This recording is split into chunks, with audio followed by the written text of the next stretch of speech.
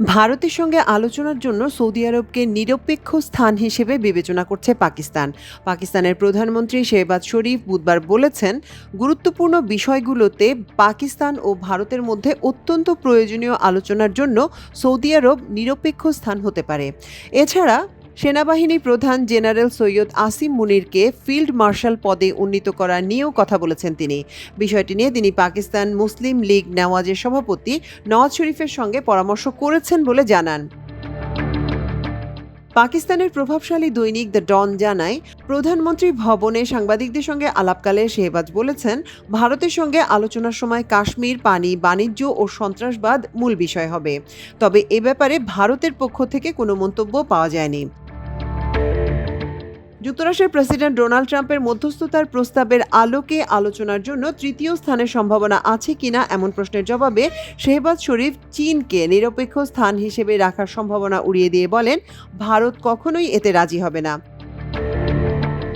তবে একজন অংশগ্রহণকারী ডনকে বলেন, প্রধানমন্ত্রী আশা প্রকাশ করেছেন সৌদি আরব তৃতীয় দেশ হতে পারে যেখানে দুপক্ষই আলোচনা করতে সম্মত হতে পারে।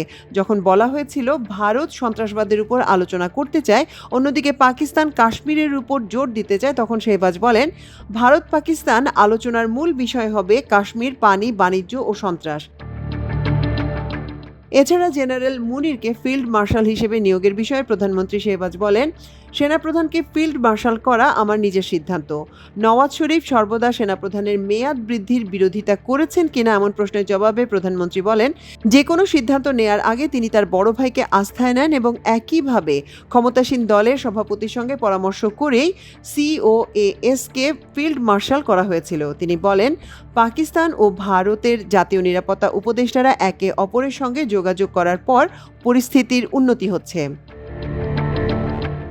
দুই চিরপ্রতিদ্বন্দ্বীর মধ্যে আলোচনা হলে জাতীয় নিরাপত্তা উপদেষ্টারা এই প্রক্রিয়ায় পাকিস্তানের পক্ষ থেকে নেতৃত্ব দেবেন বলেও মন্তব্য করেন পাকিস্তানের প্রধানমন্ত্রী।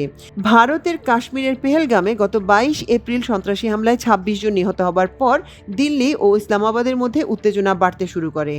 এরপর 6 থেকে 9 মে পর্যন্ত দুদেশ সংক্ষিপ্ত সময়ের জন্য যুদ্ধেও জড়িয়ে পড়ে। পরে যুক্তরাষ্ট্রের প্রেসিডেন্ট ডোনাল্ড ট্রাম্পের মধ্যস্থতায় দুপক্ষ যুদ্ধ বিরতিতে সম্মত হয়।